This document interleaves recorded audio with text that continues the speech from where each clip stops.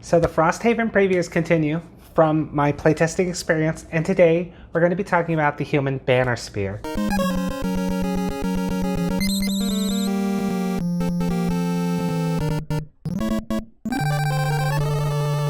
The banner spear is definitely a kind of tanky support build with a decent hybrid of both melee and ranged attacks. Using her spear and long-range javelins, she's actually able to do a lot of battlefield control and support in that way. Unfortunately, she has a lot of prerequisites requiring allies and enemies to be in very specific positions to pull off certain attacks, and overall her damage output is generally fairly stifled unless you can pull off some of these things. She has a very high skill ceiling from at least our experience, to the point where I think in the right hands she's probably one of the best starters of Frosthaven. So I've already gone over my thoughts on her perks in a different video. I'm going to put that in the description, so we're just going to get into the cards of the class. Now a few of these actually have been updated since I last playtested, so that's pretty exciting to see that some of the feedback is actually made an effect on the cards. We will be reviewing the other starters. The patrons have voted for Geminate to be the next class, so after this we'll do that, and then finally my thoughts on the Drifter, which is actually my favorite. At all costs, this is just like what we saw before, except if you've noticed that the initiative has changed to 60, which is a huge nerf. But it does still, heal 3 on all allies is incredible. Even though you suffer 1 damage for everyone who got healed from this, this is still a significant boon because especially in 4-player groups, you can heal a crap ton and you only suffer a few damage. And ultimately you can kind of heal in defensive, shield off a lot of the other damage you take, to the point where I actually think this is a critically good ability. Not only that, but the bottom is super strong. You know, the house rule where we can just say, oh, summons can do what I want them to do. It's more fun that way. That's a really powerful house rule. And this card shows it. In any other class, just a 1 health, 2 move summon is garbage. I know it's non-loss, but if you even compare it to the Bone Shaper, it actually can attack, has more health. It's just overall the Bone Shaper is that much of a better, those skeletons are so much better than this. Of course, this one doesn't make you suffer 2 damage, but you can control its movement. Not only can you control its movement, just say like, oh, you can focus. You can actually send it back to help someone who's clearly farther away. You can move it into your formation attacks. You can do anything with it. It's incredibly important. We've actually used this a bit to just run things, set up 1 attack to where you can do some powerful formation attack, then have it run up and take a hit for someone. The 1 health doesn't matter, but it's funny when you have it like, hey, an attack 6 is about to, where I have got it, and then watch that attack 6 literally do nothing. It's almost like a delayed stun in that regard, and that's a lot of times how I end up playing it. Since some things can be immune to stun, but you can just run your summoned ally right up against it and make it take the hit instead, you can nullify turns as that, and given this non-loss, it almost acts as a more nuanced, repeatable stun that helps you in that regard. It's just such a good card. Rallying Cry is actually one of my favorites. Non-loss disarm is incredibly good in Frosthaven because not a lot of the starters actually have access to non-loss hard crowd control. This one's actually not that hard to get off. You get a nice baked-in attack 3, basically like the Brooks Provoking Roar, but it hits a little harder, gives you experience, and has a little bit more prerequisite. The bottom, on the other hand, is a big aura that you drop a banner with 4 health, and everything within range 2 gets +1 to each of their attacks. Now it's just 1 attack every turn, but this pairs really well with like the Bone Shaper. Now of course you drop it and then say, well, it's stuck there, but don't worry, you actually have ways to make allies move, and even though this doesn't have a move attribute, you can still, anything that says grant something a move of 2, you can then move this with those. So don't think that just because you've given up this card, now it's stuck in the first room. It's not stuck there, you can move it with you. And you have many ways to move allies, so as a result, consider moving this as well, especially if you're in a large group or pairing with Bone Shaper. Now, you'll want to use the top half, so you'll want to pick when to use one or the other. It's one of those where I like this in several scenarios, but a lot of times the disarm ended up being just a little bit too valuable to the point where I held off dropping the banner in most scenarios. Unbreakable wall. So this one's actually nice. You get a big, literally a wall of attack 3. Now this is one of the high ones where if you can line yourself up, I've actually gone late on initiative some turns. Now of course this is a late initiative, but you first off set Unbreakable Wall up with your summon in play and move into position.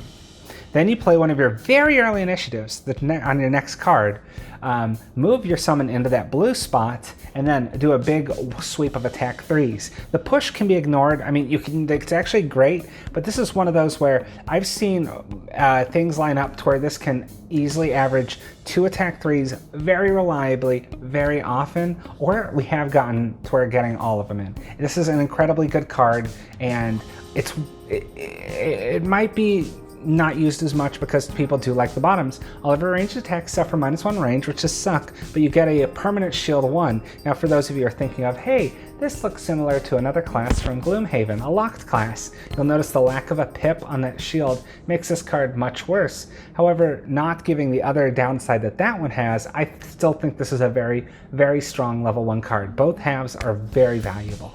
Javelin, the bottom half's so much different now than, it's not changed too much. It's been this way for a while, but it's just fun to note that this is so much different. I think it was just a move 4 before. Attack 3, range 3 is very good. Infuses wind, which can be used, but ultimately it's a nice, reliable, solid attack at range. That's good. The bottom half allows you to move just a little bit and then pull something in 2. The cool part is we've actually used this bottom to pull like Inox archers through traps and other such things. Really, what I remember most about this is getting close to archers and then watching them drop their traps and pulling them through it and then making them adjacent to me. But really, it ends up being very powerful because you get a good 21 initiative, you've got a decent attack, and you've got a versatile bottom. Deflecting maneuver. So here's a big change on it. It used to just be attack 2 and then all attacks give you disadvantage this turn, which is cool. Making all enemies attack with disadvantage, especially on an initiative 15, is super strong. But now, if you use wind, attack 3 advantage, which Javelin from the above card can give you. Attack 3 with advantage is huge. Attack 3 advantage and giving them disadvantage on initiative 15, fantastic. The bottom half is also super strong with shield 2 for 1 round, but it only applies to ranged attacks. I've only ended up using, it sounds great, I've only ended up using that for a few times, but the top half ended up being immensely useful. The all attacks giving disadvantage have actually added up to mitigating more damage over the course of a scenario than I mean, honestly, it's one of those where if you disadvantage on a lot of times on the enemy modifier deck usually just means -1.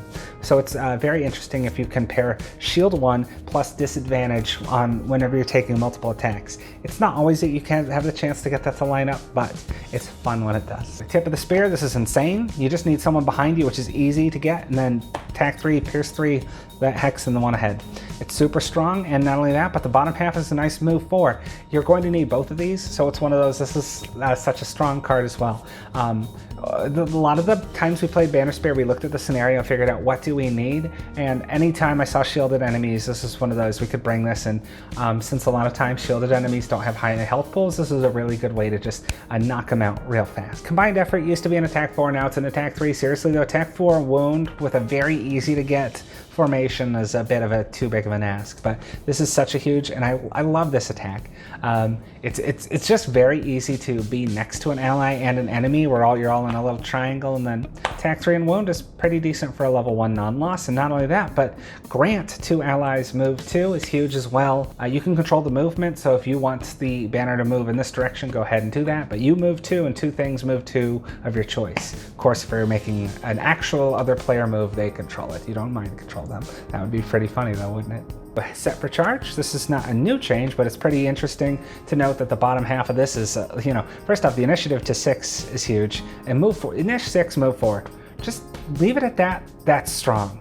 The top half, however, does mean that you can potentially do suffer damage to anything that is far away and then moves adjacent to you. It doesn't have to be far away, it could just be 2 away.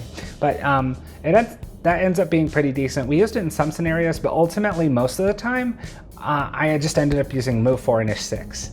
But there are some situations on the top. If you're able to pull enemies through traps, it's actually pretty funny if you can exploit traps with this, so you can kind of double tap them to say like, hey, you're going to suffer 2 damage but also trap damage. So this has a lot of valuable uses, but I'd say out of all those are some pretty minimal tops that are still good, and the bottom ended up being useful in every scenario for a long time, which means this is a super strong card. The pincer movement, it's one of those where I'm like, oh, you're basically flanking, easy. It's actually harder to set up than I thought, but it's still very strong. Attack 5 and muddle on a non-loss is super good for a level 1 though. It actually is harder to set up than I anticipated, even with the summon. It does have a nice initiative at 69, and the bottom half's nice because it's one of those where you've got to move and a loot. A lot of times on Gloomhaven, you've just got like a bottom half, loot 1. Like, okay, so move 1, loot 1, it's a step up. I like it. Regroup, pretty basic. Heal 2, range 2, regenerate, and then 2 allies within range 3, move 3, and it's a grant, so you can move them if you want. Initiative 25. This is one that ended up being pretty useful in a lot of our scenarios. We often ended up lacking a little bit of healing and support in a lot of our test groups, so I ended up bringing this as a way to like drop this on myself before a long rest. So I heal 2, then I long rest, heal 2, but I had regenerate, heal 3, and then the turn after the regenerated, heal 1, and I noticed that I took some hits, and now I've kind of recovered. I've regrouped, as it says. And the bottom half, I didn't end up using as much, but I have used it to move my banner ahead to the Bone Shaper, who had an unearthed horror just running into the next room, so they could, and it's him and it's a living spirit, so the two of them, whatever.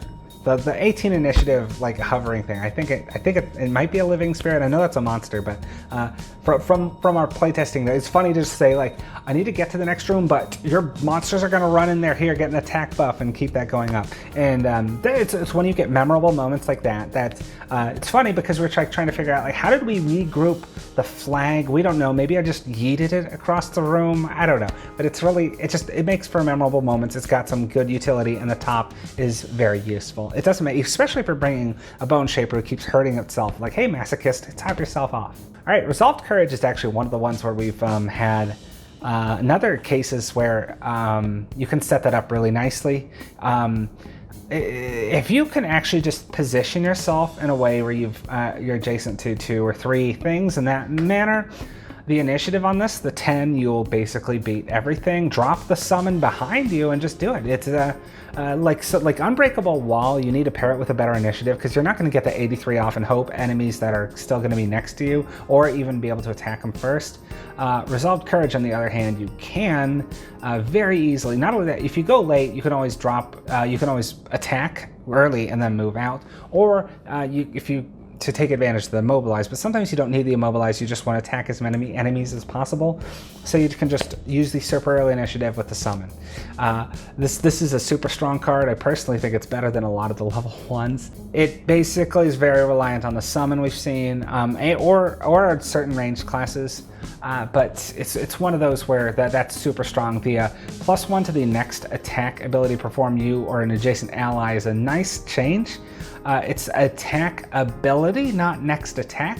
So if you're actually setting up to say, hey, I'm going to do a big AoE, like, hey, at initiative 10, I'm going to give you a buff. Potentially you could do it to one of your multi-attacks as well, like Unbreakable Wall, and you can pair this with that. So it's I ultimately think this is one of the Banner Spear's strongest cards. Even then, later levels, the +1 to an ally is pretty significant. And of course, that doesn't beat up necessarily certain like enhancement field from the Tinkerer, but the very early initiative means you don't have to worry about pairing this with anything else, and I think it's pretty strong on its own, if only because of the initiative and the top half. Incendiary Throw, I'm honestly not a big fan. The summon's not bad. It's an attack 1 that wounds every round. That's great, but I think I got unlucky. I ended up having to protect it way too much, and then it ended up being suicidal. I don't like suicidal summons just running in, and 5 health and 2 move, still pretty strong. The top half is one of those where basically it says an attack 1 and you're going to draw a -1 and then do nothing and get really upset. But it's a pretty strong card. Just being able to hit the target in all things with wound is still pretty decent. I ended up rotating this out pretty early though. If anyone's had better experience, at least trying out the starters of the Torchbearer, let me know in the comments. I know when we had Cliff Cliff had good use out of Torchbearer, so I'm just fairly convinced I'm personally jinxed. Driving Inspiration, it's like Javelin, but light instead of wind, and a bit longer range, lower attack. And much like the bottom half, the banner, which we've seen, here's another one. Instead of the banner that gives every ally +1 to 1 attack every turn, this just says, hey, everything within range 3, heal 1. So heal 1 all the time. This really allows you to regenerate. So I think that the other thing I'm really remembering is there's a scenario where, I don't think I can kind of talk about the scenario, but just kind of clearing off rapid wounds and poisons, which is something that you'll see a lot in like some certain Gloomhaven scenarios. So again, this is something you're going to see.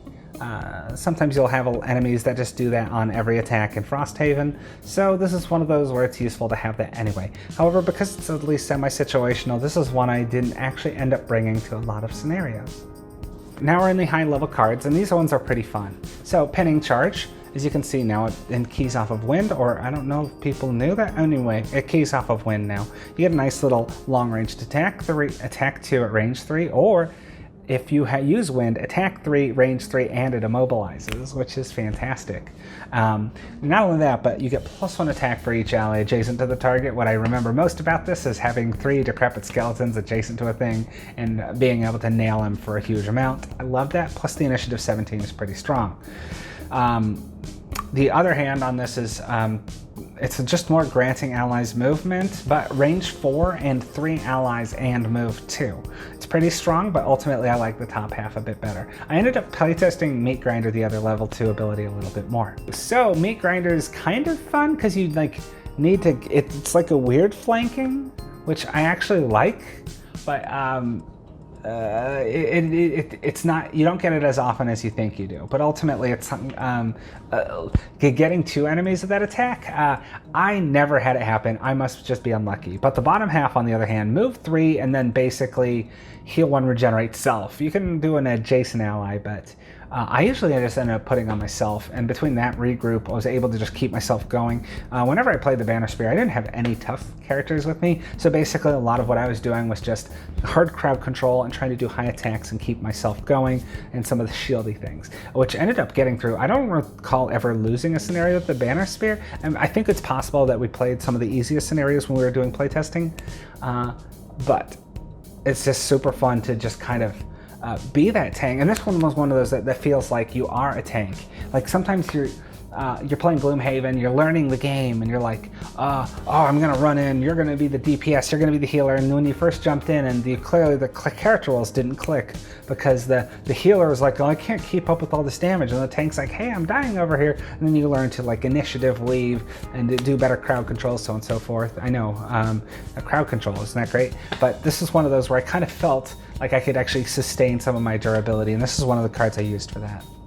Not only that, but it gives you a little bit of durability with a move 3 built in, and it allows you to kind of pitch some of those movement, like, oh, I'm just bringing this for the movement. So being able to have just have the versatility of this card ended up being very strong. When we were testing it, let them come. Okay, so this is just fun. So it reminds me of a combined effort where all you need is a buddy next to you, and then attack 2 poison, all 3 hexes in there, which is pretty nice. And then your buddy gets a nice heal too. So this is great because first off, you get to poison everything in a 3 hex. You have to position it very, very precisely. So usually, no, I've never gotten all 3 off. But sometimes just having all 3 available, you can sometimes hit something that's not in melee, but you're like, it's close enough. It's in that area. Boom, attack 2 poison, and being able to heal to one of your allies, which is pretty strong. And the Banner of Courage is, I honestly, the fact that it says adjacent allies really hurt us. I didn't end up using the banner as often. I tried to use it, but it's just one of those where even with the grant actions, it was just kind of hard to keep the permanent shield going. The 7 health is still pretty nice. It's not a bad card, it's just, it seems really great on paper and turns out it's just fine. The top half's pretty fun though. So, Head of the Hammer, first let's just look at the bottom half. Move 3 and then muddle all adjacent enemies is still pretty strong. With Wind, it's move 5, muddle all adjacent enemies. That's great. Now, it's got a nice 3 experience loss. 3 experience, that's pretty great. You need to be in that really annoying flanking formation and it's a loss. So it's a formation loss, which is, I realize, a big sell, but attack 7 stun is pretty great. It's actually huge. That's gigantic for a level 3 card. Now, because it requires you to be in specific formations and it's a loss, I can see why it is that way. It's not as overpowered as it sounds just because it is a loss, but it is one of those where the situations where we've had it really did pay off, especially early on in the campaign. Well, I guess early in the Frosthaven campaign. If you realize how many scenarios are in Frosthaven, the amount of what is considered early is, it's a long game. It's a big box. So this is still a pretty strong card, but I ended up not bringing it for that top half very often. It was usually like I ended up saving, all right, we've got kicked in the door for the last room, I'm gonna stun this guy. So I usually ended up favoring let them come, but it's one of those where move 3 and muddle all adjacent enemies ends up being really strong for your tanky anyway. So I'm kind of at a toss-up of which I prefer. Boldening Blow. So Boldening Blow is one of those where I got super enthused about it, but then again, maybe I'm just very unlucky, but I think I'm not. I think this actually is an annoying card. You need to have 2 allies very close behind you. Is this just frustrating to line up correctly? It was just harder to use than I ever anticipated. So what you do is one enemy in those areas, you don't get to sweep all of them. You get a nice hammer it with an attack 4 and a disarm, which is strong. But then you get to bless all your allies in that area. So you get 2 blesses, which is strong, and 1 disarm, which is strong. But just getting 1 enemy in that area and 2 enemies right behind you ended up being a bigger sell than I anticipated. We usually had to use it with the reinforcement, move next to, have them reinforcement move in a specific way, have me move up and use it. So it's not one of those I never got off. It just felt like, oh, this is gonna be so cool. And it was when it happened, but it was not always when I wanted it to. It's not nearly as hard as it sounds like, but it was way easier. Like if you've played the Scoundrel before, where you need a flanking buddy, very much like advanced flanking buddy. So the bottom is nice because it reminds me of you know, a level 1 card, but instead 2 allies within range 3 move 3 instead of move 2. So it's just a better version of a lower level card. So it ends up, even if the top half's hard to use, the bottom half is pretty great. Air support. So this is like Javelin on crack, basically. First off, it gives you the same thing, attack 3, range 3, but no, it isn't. It's attack 4, range 3 with pierce 2, still infuses wind. This basically, in my opinion, kind of deprecates Javelin because that move 1 and pull is nice, but getting a nice non-lost trained Falcon's better. And the top half is strictly a better Javelin. And the initiative is just literally 1 better. This is a strong card, it's hard to bitch about it. It's just so good. So I ended up favoring this over the previous card. I'm sorry, but it's too useful. Hold the line, shield 2, and then all adjacent allies, shield 2.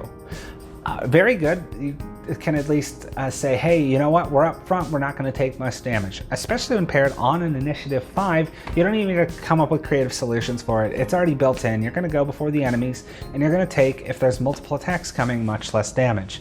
Bottom half, on the other hand, is a loss. Move 3, which is great. Shield 2, retaliate 3 for the rest of the round.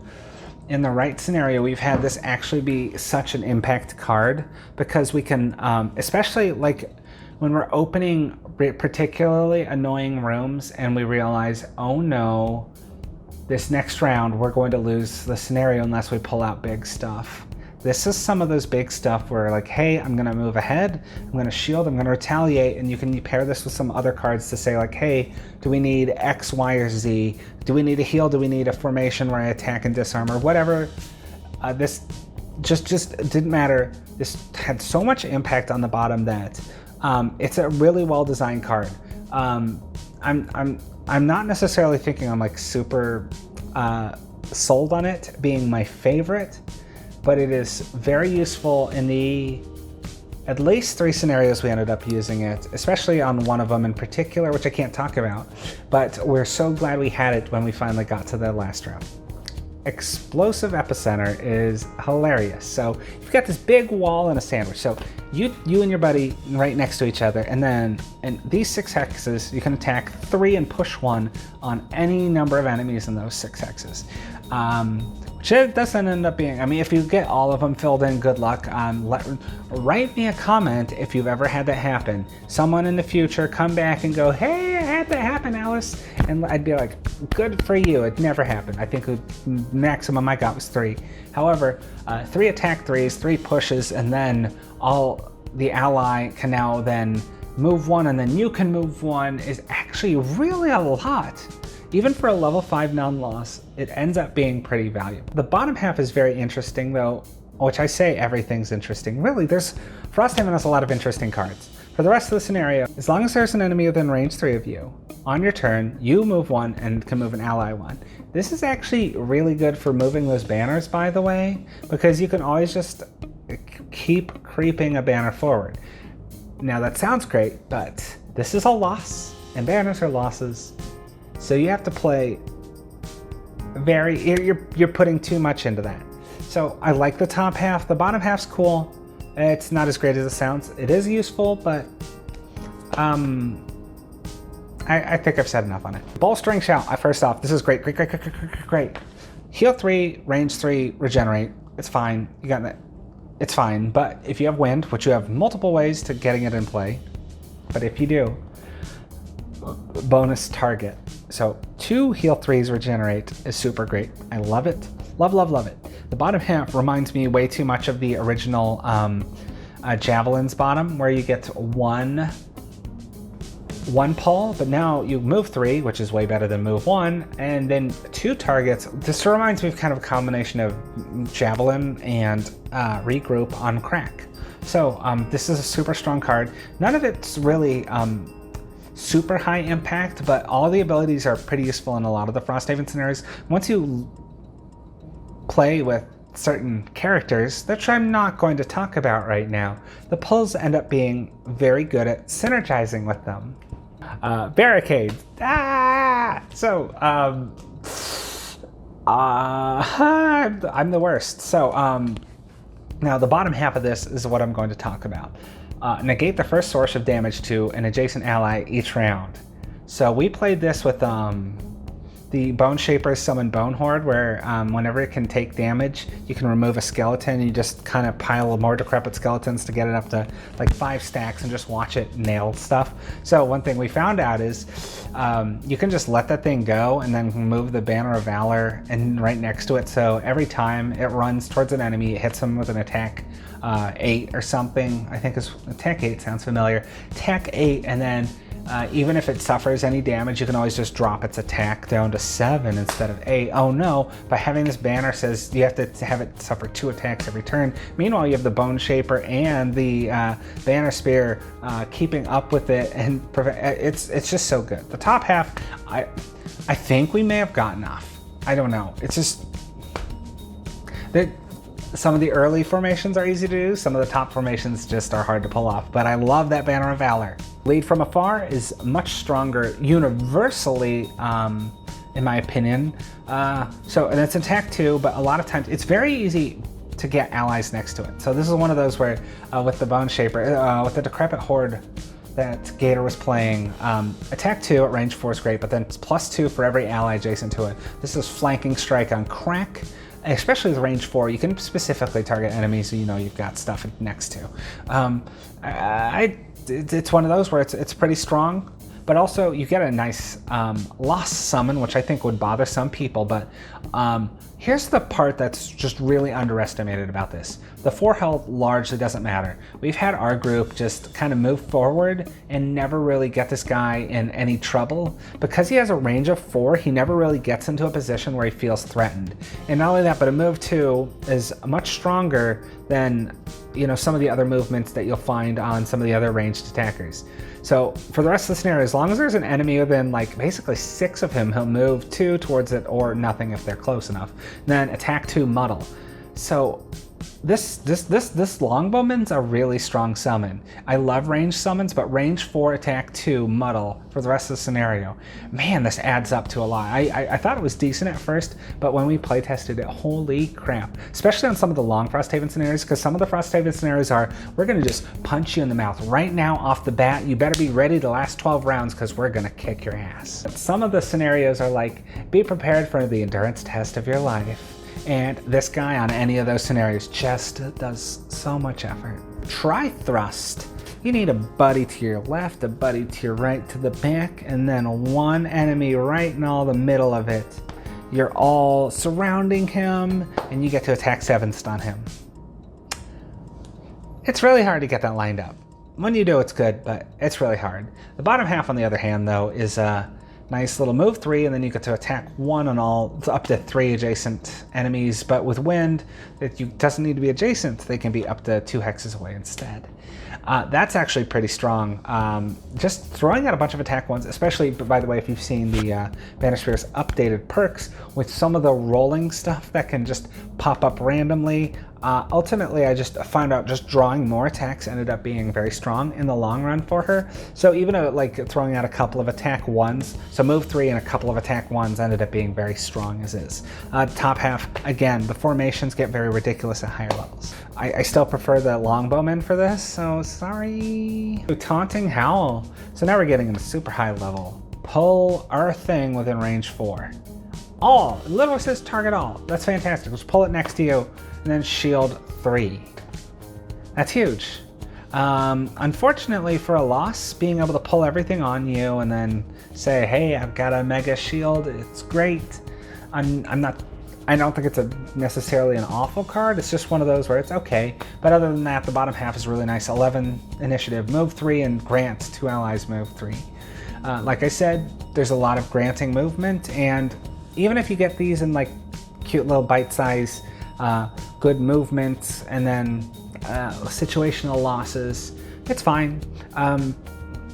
Yeah, this card's perfectly acceptable. Sweeping Aid I vastly prefer because, again, this is one of those, it's very similar to a formation from level 1, but the situations are reversed. Instead of having an ally behind you, have an ally in front of you, then you do a sweeping cone in front of them. Attack 4 on all 3 of those hexes, and then with Pierce 2, and then all enemies in those hexes become immobilized. It's very strong. This is one I ended up, after the first scenario, I thought it was like, wow, that was too good, but I got lucky. After testing it again, this is a very strong card. I very much prefer it over Taunting Howl. The bottom half's also strong. You get a heal 2 at range 2, then move, and then another heal 2 at range 2. You can always just target yourself twice. So built-in nice little heal 4 is good for recuperating and moving. At that point, I've taken out regroup out of my cards, and I've now moved on to better ones like this. So you can always Sweeping Aid to have a nice good attack, or you can move and heal. Both sides of the card end up being incredibly valuable for that reason, so I prefer this over just from playing several of the scenarios. Although I very specifically remember testing this with some of the Gloomhaven scenarios. We weren't actually testing some of the Frosthaven scenarios all the time, because sometimes it's very tedious to set up a Frosthaven scenario in the playtest, especially we had some scripting. There's just let it be said, in some Gloomhaven scenarios this is strong. I'd love to actually test it with more Frosthaven scenarios, so what'll happen is I'm going to have to play every starter in Frosthaven once it actually fully gets released. Take no prisoners. Alright, first off, Banner of Doom's hilarious. Just, hey, are you an enemy? Yeah. Are you within range 4 of this banner? Yeah. Alright, suffer 1 damage from starting your turn. That just having that little tick down is amazing. It's a very strong banner. It's one of the best in the game. Obviously, being the level 9 banner, it should be good. It's very useful. There's no scenarios where it ends up not being useful. And the top take no prisoners is such a huge area of attack that it's not one of those where you feel like, oh, I've got to get as many enemies into here. If you can just get 2 things behind you, which is actually kind of easy if you get, again, if you're playing, you know, summon reinforcement, and then have at least 1 buddy to help you out. And you can toss several attack 3s, and then all enemies in that area, regardless of what rolls or whatever, are poisoned. So it ends up being a pretty strong attack card. It's It's a little hard to set up, but it's not impossible, especially given the areas that you can hit. That makes it much more usable, because it's very annoying when you're like, I need 2 allies here, I need to be here, and then the enemy needs to be there. When you're like, dude, I'm gonna be hitting like 9 hexes, so as long as there's just a few enemies in there, we're good. And that usually ends up what it ends up being, and it ends up feeling like it's worth the effort. Ooh, Hail of Spears. So if you love bringing banners, here's a way to get them across the board for cheap. Attack 5 at range 4, which is not great for a level 9, but then you actually get to add another target for every banner next to you. So you get potentially do multiple level 5s and then teleport each adjacent banner to summon of the hex adjacent to one of the targets. So you could, if you have several banners out, you could attack multiple times and then move them along. Then use your bottom half to run in there and hopefully survive it. Although some of the banners actually have some pretty durable hit points, so they can probably take a hit. This one's fun. I ended up liking Take No Prisoners. Just ends up being more fun, and I love the level 9 banner, but this is actually pretty neat. So the bottom half is unfortunately a loss, so you're probably like, oh no, I tossed my banners out and they died because I tossed them over there. So this allows you to, if you've had 2 of your banners killed, you lose this card, boo, and then get 2 of your banners back and then immediately play them. So being able to play the banners, let them take some hits and get the aura benefits of their aura is great.